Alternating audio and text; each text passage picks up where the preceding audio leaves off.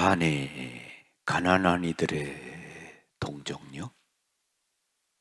우리들에게 그 이름 그 자체로도 위로가 되는 그런 어떤 성모님의 발현입니다.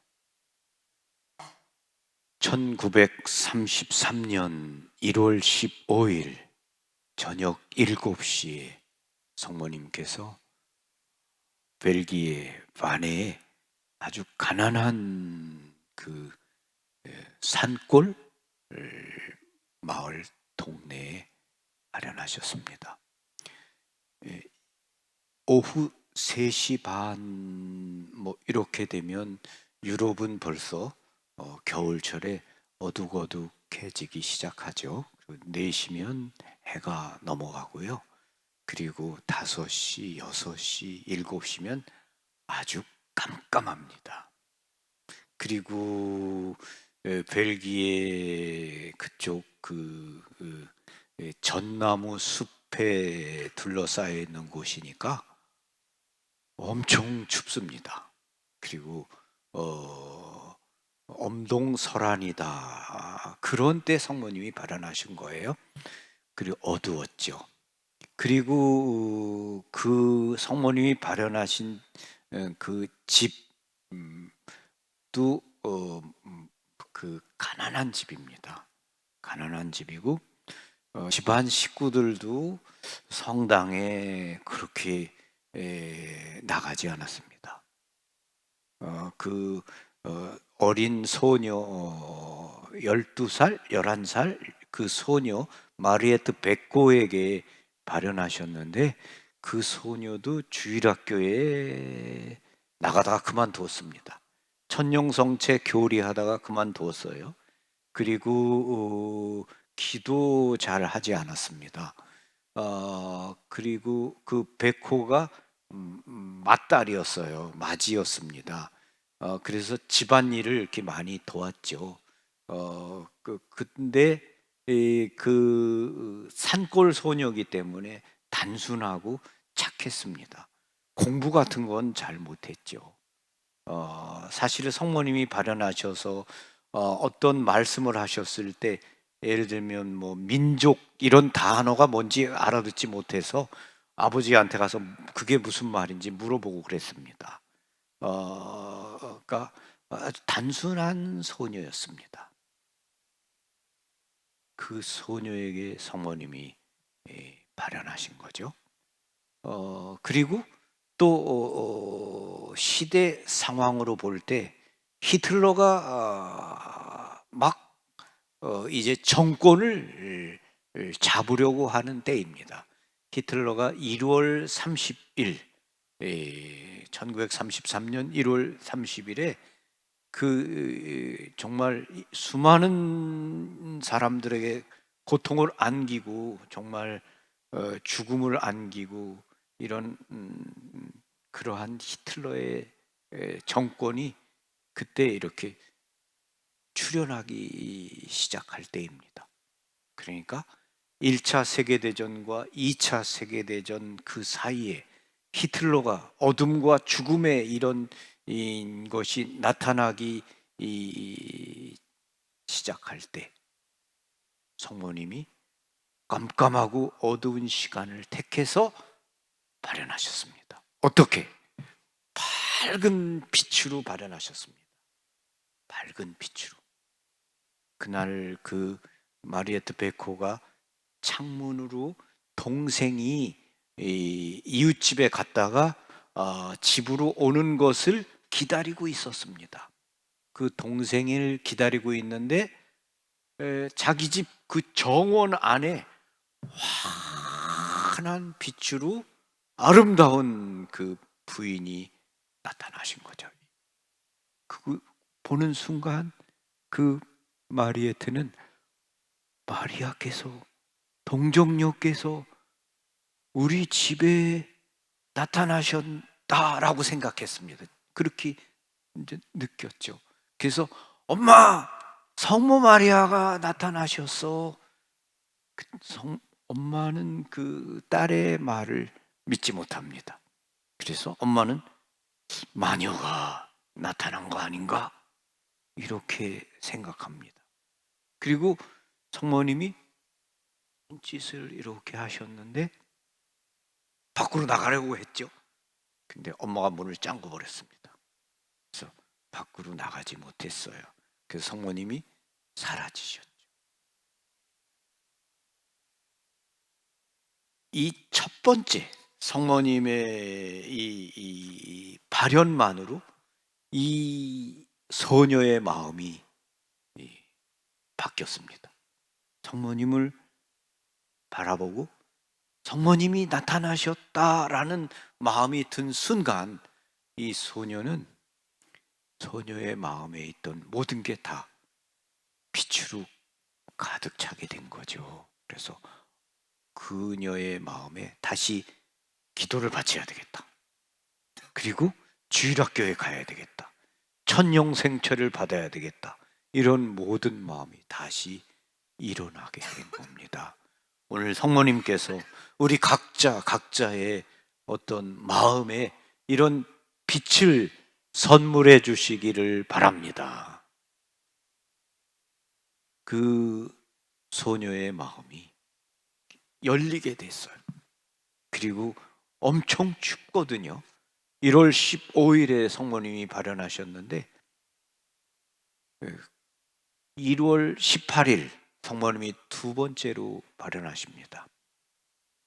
그 성모님이 발현하셨던 곳에 가서 그 추운 곳에 가서 이 소녀가 11살 이 소녀가 그 시간에 껌껌한 그 시간에 가서 무릎을 꿇고 묵주의 기도를 바칩니다.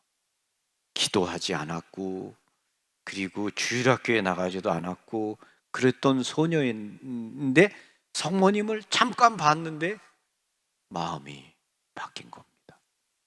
기도를 바치면서 성모님이 오셨던 그 나무 사이 그걸 올려다보고 있는데 성모님이 또 나타나신 거죠. 성모님이 나타나셨을 때 이 반의 성모님의 발현은 다른 성모님의 어떤 발현보다도 정말 단순합니다. 그리고 그 의미가 깊습니다. 성모님께서 그 마리에트의 집에 발현하신 겁니다. 집 정원 안에 일상적인 어떤 삶의 배경 안으로 성모님이 들어오신 겁니다. 그리고 성모님은 끊임없이 움직이셨습니다. 곁으로 다가오셨고 손짓하셨고 앞으로 미끄러지듯이 지나가시고 뒤로 물러서기도 하시고 끊임없이 소녀를 바라보셨습니다. 그리고 동정녀께서는 소녀에게 웃으셨습니다. 그리고 소녀를 샘으로 인도해 가셨습니다. 그리고 소녀에게 이 물속에 내 손을 담가라라고 말씀하셨습니다. 두 번째 발현에서 성모님께서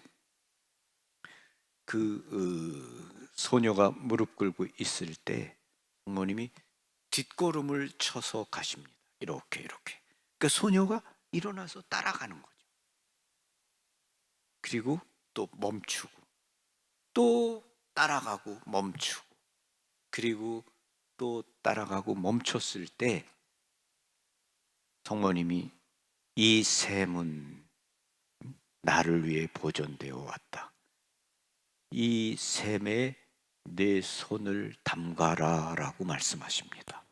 그러니까 성모님이 이렇게 가시니까 소녀가 이렇게 따라오는 거죠. 그래서 성모님이 그 소녀를 데리고 샘으로 가신 겁니다. 그리고 샘에 손을 담거라. 근데 그 성모님이 쓰신 단어가 그 지역 말로 하셨는데 그 단어가 이렇게 단순히 담그는 것이 아니라 어떤 명령하는 행동하는 그런 단어예요. 그러니까 손을 넣다 이렇게 물속에 깊숙이 넣는 행동을 하라는 거예요. 그런 어떤 행동회로에 초대를 하시는 말씀을 하신 겁니다. 그 소녀가 그 성모님의 말씀을 듣고 손을 담그는데 이렇게 깊숙이 담궈서 자기 묵주를 잊어버리게 됩니다. 그래서 그 다음 날 다시 그 묵주를 찾아요. 근데 깊숙이 담굽니다. 근데 이 샘이 무엇을 뜻하는 겁니까? 영원한 생명의 삶, 그 샘, 바로 우리 주님이십니다.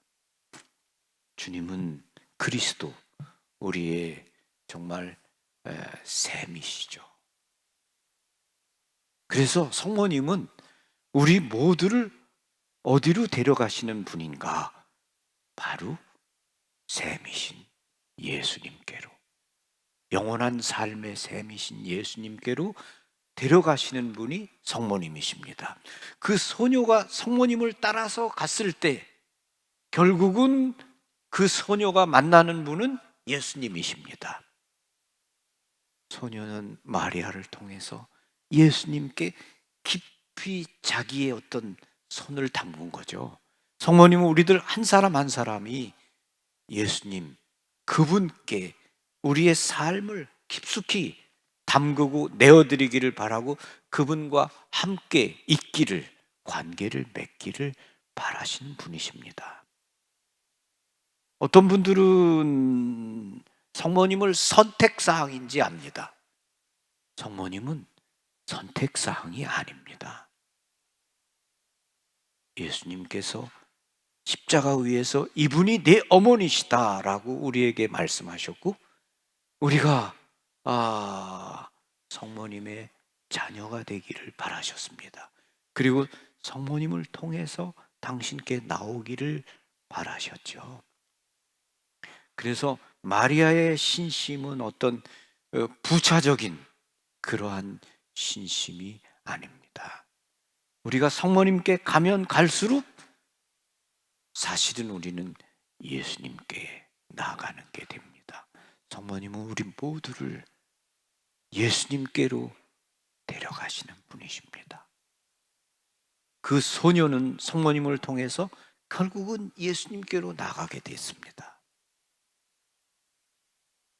그리고 그 다음 발언에서 당신은 누구십니까? 라고 물어봅니다. 이 반의 성모님은 많은 말씀을 하시지 않습니다. 그리고 그 말씀도 그 질문에 대한 답변 정도만 하십니다. 그리고 그 말씀에서 어떤 무슨 우리를 좀 뭐랄까, 예를 들면 파티마의 성모님의 메시지는 지극히 예언적입니다. 그리고 그 예언의 말씀은 지금도 여전히 진행형입니다. 너희가 내 말을 듣는다면 세상에 평화가 올 것이다. 그러나 너희가 내 말을 듣지 않는다면 수많은 나라가 망하고 고통받게 될 것이다. 파티마의 성모님의 메시지 말씀은 뭔가 우리에게 이런 예언적인 거죠. 그리고 뭐뭐하면 뭐뭐할 것이다. 너희가 뭐 하지 않으면 뭐뭐하게 될 것이다. 그런데 반의 성모님의 말씀은 이 소녀의 질문에 간단하게 대답하시는 겁니다. 특별히 말씀하시지 않습니다. 그리고 말씀하시는 것 또한 우리에게 어떤 위로가 되고 어떤 따뜻한 그런 말씀입니다. 성모님이 말씀하십니다. 나는 가난한 이들의 동정녀다. 성모님이 발언하신 그 집도 정말 가난했고 마을도 가난했습니다. 실제로 성모님 자신이 가난한 분이시죠. 예수님이 마음이 가난한 이는 행복하다라고 말씀하시기 이전에 성모님 자신은 실제로 가난하게 사셨고 마음이 가난한 분이십니다. 그래서 나는 가난한 이들의 동정녀다. 그렇게 말씀하셨습니다. 그리고 또 성모님께서 발언하셔서 이 샘은 모든 민족들을 위해서 보존되어 왔다. 그런 말씀을 하시면서 나는 너희들의 고통을 괴로움을 덜어주러 왔다. 예수님께서 하신 말씀이시죠. 예수님처럼 고생하며 무거운 짐을 진 자는 다 나에게 오너라.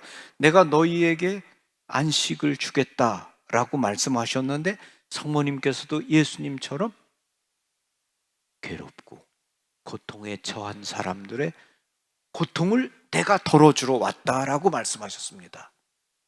우리 모두 다 마음에 어떤 짐, 괴로움, 슬픔이 있습니다.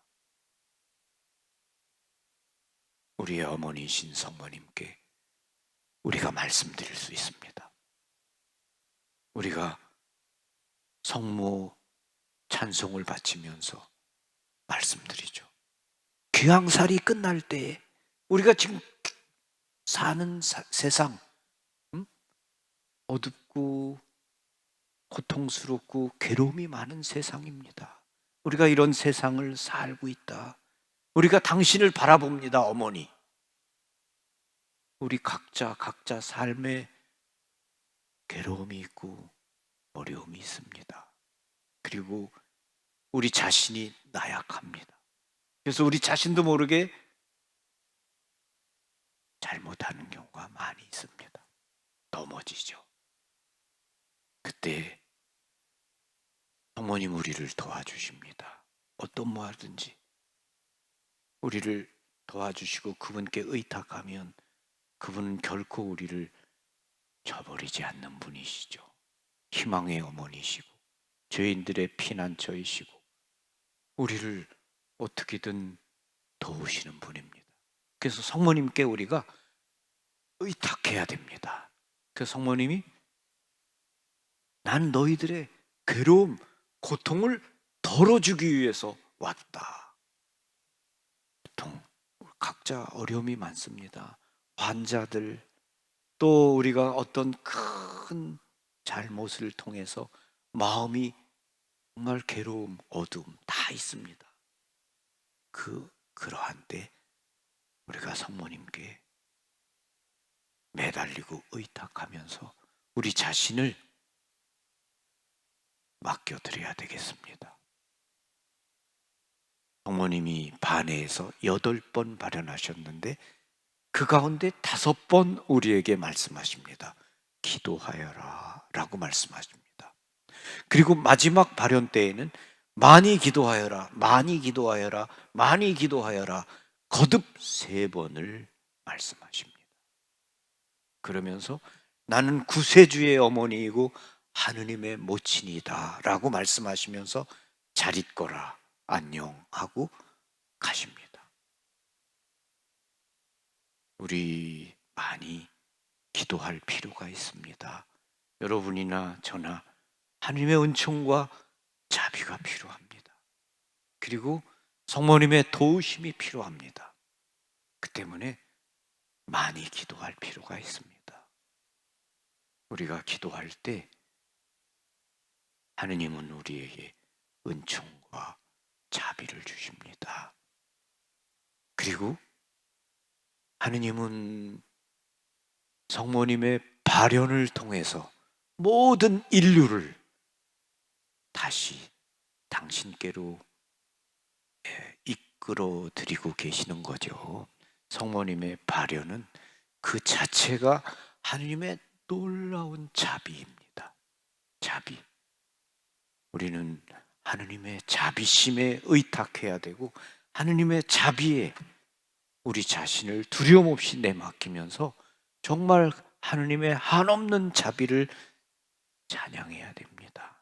그래서 우리 자신이 오늘도 하느님의 자비의 품 안에 우리를 맡겨드리고 그분의 자비 그리고 성모님께서 우리를 정말 도와주시기를, 괴로움 속에서 우리를 도와주시기를, 돌봐주시기를 기도해야 되겠습니다. 오늘 순례 오신 여러분 한 분 한 분 마음 안에 정말 성모님께서 그 마리에트 베코의 그 깜깜한 아침마당에 밝은 빛으로 발현하셨듯이 우리 마음에 그런 빛을 주시고 우리가 그럼으로써 주님의 밝은 빛 안에서 평화의 길을 걷게 해 주시기를 청하고 기도합니다. 평화를 빕니다. 고맙습니다. 감사합니다.